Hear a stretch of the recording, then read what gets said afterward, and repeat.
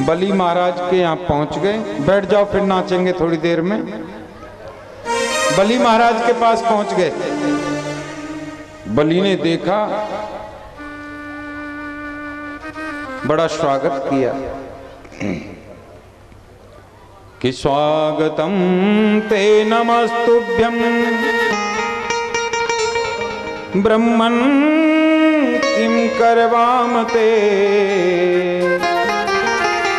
ब्रह्म ऋषीणां तपः साक्षात् मन्ये द्वार वपुर्धरम्।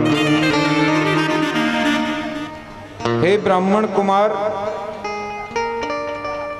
राजा बलि के यज्ञ मंडप में आपका अनंतानंत स्वागत है।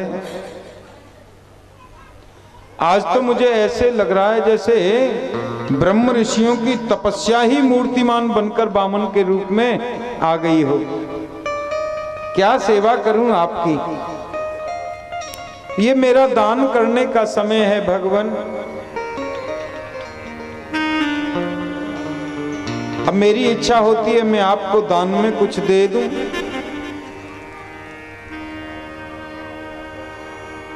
भगवान कुछ बोलते ही नहीं है, माला पर जप कर रहे हैं।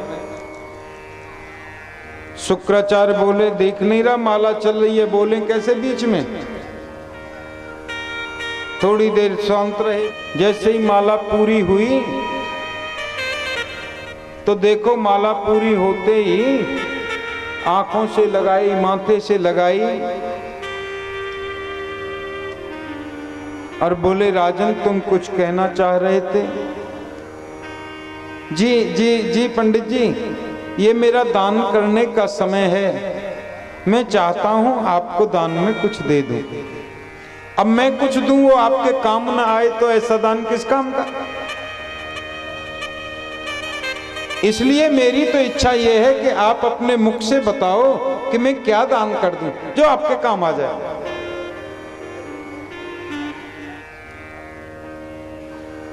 भगवान बोले, भैया दानवान हम तो लेते नहीं, कभी आज तक नहीं लिया, हमें जरूरत भी क्या है। एक ने छत्र दे दिया, एक ने आसन दे दिया, किसी ने कमंडल दे दिया।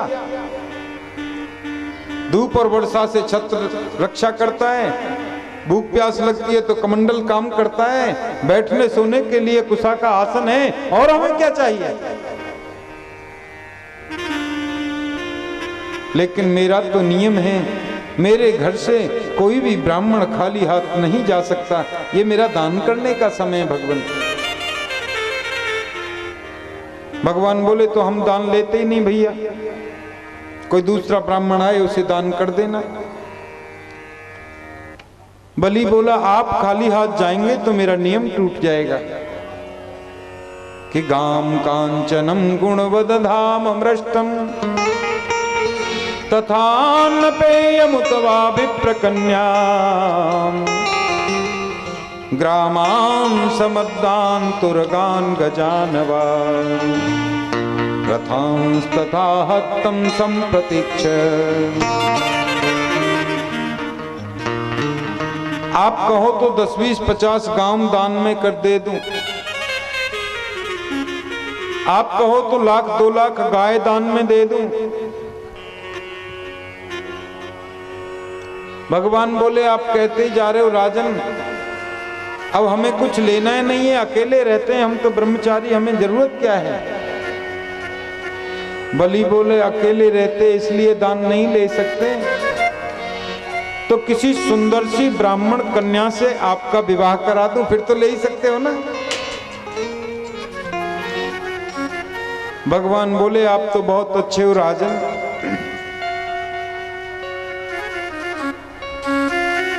दानवान की बात तो बाद में करेंगे, पहले शादी की बात कर लेते हैं। बोलो जय गोपाल जी की।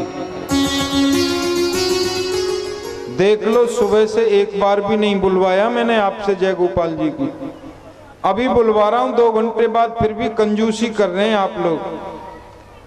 थोड़ा भाव से बोलो जय गोपाल जी की, ऐसे बोला करो। बोले, दानवान की बात तो बाद में होंगी, पहले विवाह की बात कर लेते हैं राजन, आप तो बड़े अच्छे हो। देखो आप विवाह करा दोगे ब्राह्मण कन्या से, अच्छी बात है, लेकिन हमारे पास मकान तो है नहीं, कहीं आश्रम तो है नहीं, कहीं कुटिया तो है नहीं, ब्राह्मणी आएगी रहेगी कहाँ? बोले महाराज सोने का महल बना करके दान में दे दूंगा। आप बलि के सामने खड़े हो, मालूम नहीं है? अच्छा, ये तो बहुत अच्छी बात है, लेकिन देखो ब्राह्मणी आएगी, हम दोनों एक साथ रहेंगे तो 2-4 बाल गोपाल भी तो होंगे ना। बोले बिल्कुल। तो उनकी पढ़ाई लिखाई की व्यवस्था, हम कोई काम धंधा तो करते नहीं। बलि बोले मेरे परदादा के जमाने का विश्वविद्यालय है, हिरण्यकश्यपु दानव विश्वविद्यालय, उसी में आपके बालकों की पढ़ाई निःशुल्क व्यवस्था कराऊंगा महाराज, बिल्कुल भी चिंता करने की आवश्यकता नहीं है। भोजन के लिए इतना भंडार भर दूंगा, आपके खजाने में कमी नहीं रहेगी।